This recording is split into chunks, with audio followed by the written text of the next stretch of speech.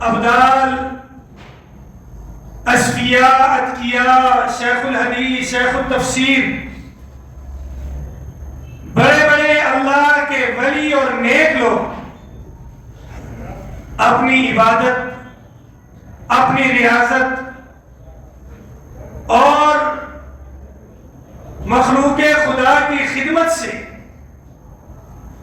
اللہ کا قرب تو پا سکتے ہیں، اللہ کے پیارے حبیب اور محبوب نبی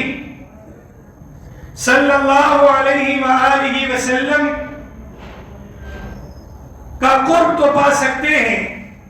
لیکن وہ ایک صحابی رسول کی شان، منقبت اور فضیلت تک نہیں پہنچ سکتے، اس لیے کہ میرے اور آپ کے نبی نے دنیا سے پردہ فرما دیا۔ جس نے میرے اور آپ کے نبی کو اس دنیاوی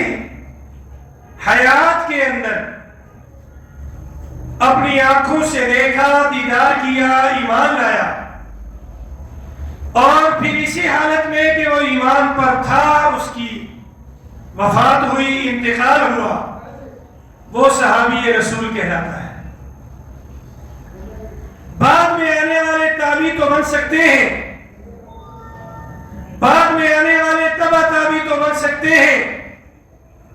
بعد میں آنے والے ائمہ مجتہدین تو کہلا سکتے ہیں، بعد میں آنے والے فقہاء تو بن سکتے ہیں، بعد میں آنے والے صوفی بزرگ، اللہ کے ولی، نیک پارسا تو بن سکتے ہیں، لیکن صحابی نہیں بن سکتے، اس لیے کہ اللہ کے نبی دنیا سے وصال فرما گئے، انتقال ہو چکا، آپ اپنے روزے میں آرام فرما رہے ہیں،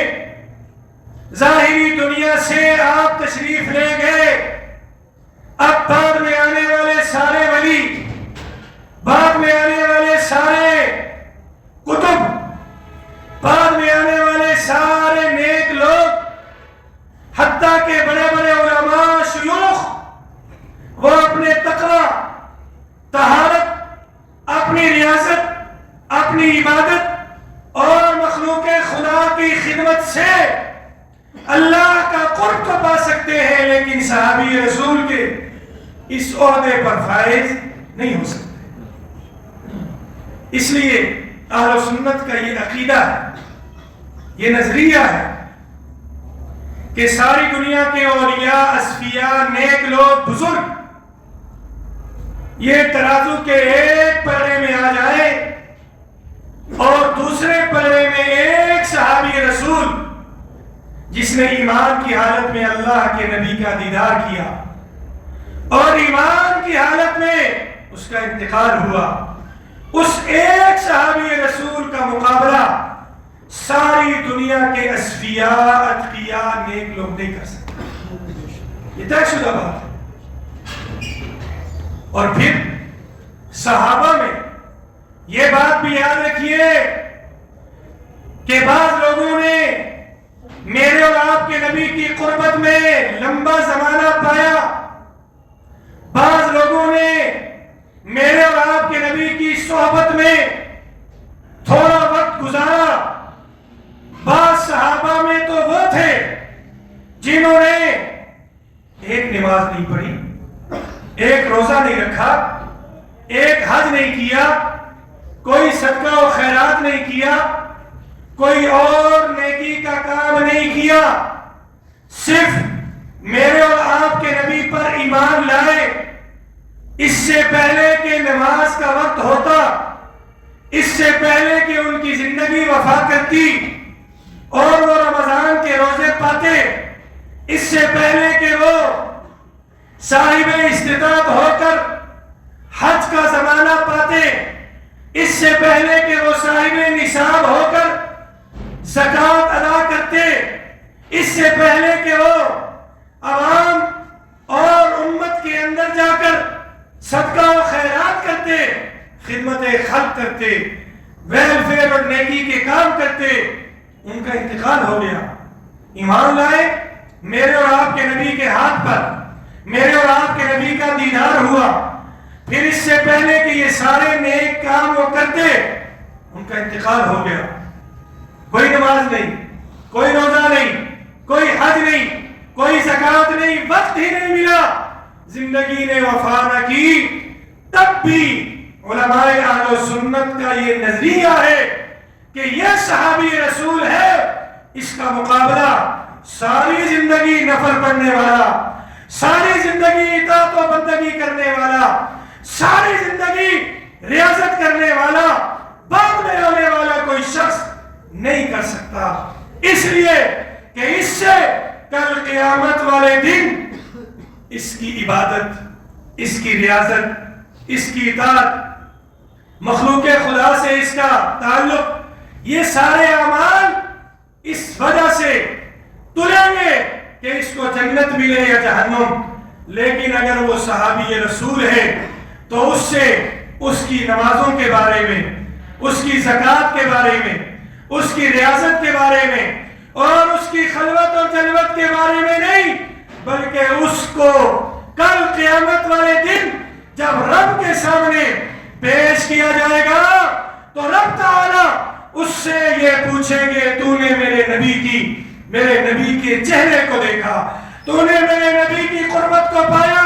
تو نے میرے نبی کا دیدار کیا اور اسی حالت میں تو فوت ہو گیا کہ تو ایمان پر تھا، جا تیرے لیے جنت ہے. سبحان اللہ. یہ تو قیامت والے دن ہوگا. اللہ نے دنیا میں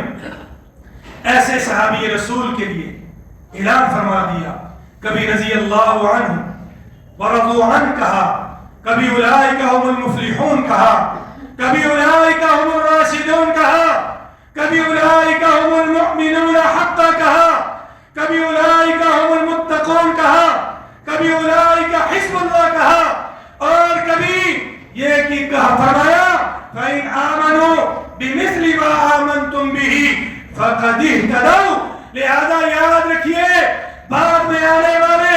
بڑے سے بڑے درجے پر فائز ہو جائے. اللہ کے ولی تو بن سکتے ہیں، قطب اور ابدال تو بن سکتے ہیں، صحابی رسول نہیں بن سکتے. صحابی رسول نہیں بن سکتے. یہ تمہیدی باتیں اس لیے میں نے عرض کی کہ آج امت کے اندر سب سے بڑا فتنہ جو پھیلایا جا رہا ہے وہ یہی ہے کہ جو دین کے عینی شاہد ہیں، جنہوں نے دین کو اترتے ہوئے آسمانوں سے دیکھا، جنہوں نے قرآن کو آسمانوں سے اترتے ہوئے نزول اس کا دیکھا، جنہوں نے میرے اور آپ کے نبی کی خلوت جلوت، سفر حضر، معاملات معاشرت، معیشت سیاست، اخلاقیات اور عبادات کو دیکھا، جنہوں نے میرے اور آپ کے نبی کے ساتھ رشتے کیے، رشتے دیے، جن کا تعلق میرے اور آپ کے نبی کے ساتھ روزانہ کے اعتبار سے یہ تھا کہ پنجگانہ نماز میرے اور آپ کے نبی کی قیادت اور سیادت میں میرے اور آپ کے نبی کے پیچھے کھڑے ہو کر وہ ادا فرمایا کرتے تھے. روزانہ میرے اور آپ کے نبی کے ساتھ مصافحہ، روزانہ کی بنیاد پر میرے اور آپ کے نبی کے ساتھ ملنا جلنا. اللہ اکبر. آپ ذرا سوچئے گا، آج کسی کا تعلق کسی اللہ والے سے ہو جائے، کسی بزرگ سے ہو جائے تو وہ کتنا خوش ہوتا ہے. لوگ بھی جو اس بزرگ اور اللہ والے کی عظمت شان سے واقف ہوتے ہیں، وہ اس بندے پر عشش کرتے ہیں اور کہتے ہیں اس کا تعلق فلاں بزرگ سے ہے، فلاں اللہ والے سے ہے، اور یہ بندہ اس وجہ سے کہ ان کی صحبت میں رہتا ہے، اس کی طبیعت، اس کے اخلاق، اس کا کردار، اس کے اوصاف ان اللہ والوں جیسے ہوگے، اور یہ بڑا نیک اور پارسا ہے، بہت بزرگ آدمی ہے،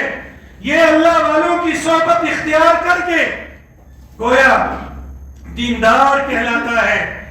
آج جبکہ 1450 سال گزر چکے، آج کے دور میں کوئی اللہ والے کی صحبت، کوئی کسی نیک بزرگ کی صحبت اختیار کرے تو میں اور آپ اس کو دیکھ کر خوش ہو جائے، عشش کرے، تو آپ مجھے بتائیں فرمائیے ان نفوس قدسیہ کے اوپر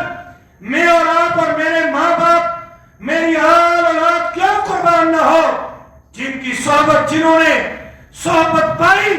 تو صرف نبی نہیں بلکہ نبیوں کے امام کی پائی۔ زور سے کہے سبحان اللہ۔ نبیوں کے امام کی صحبت پائی، امام الانبیاء کی صحبت پائی۔ اللہ اکبر۔ اس لیے آج بھی اور آج سے پہلے بھی ہر دور کے اندر آپ فتنوں کا اگر مطالعہ کریں گے، فتنوں کو پڑھیں گے تو آپ کے سامنے یہ بات واضح ہو جائے گی کہ آج تک فتنے سب سے پہلے اگر انگلی اٹھاتے ہیں، تنقید کرتے ہیں، تنقیص کرتے ہیں، تبرہ کرتے ہیں تو حضرات صحابہ کرام کی شخصیات پر کرتے ہیں۔ یہ آج کے دور میں نہیں، آج سے پہلے بھی ہو رہا ہے۔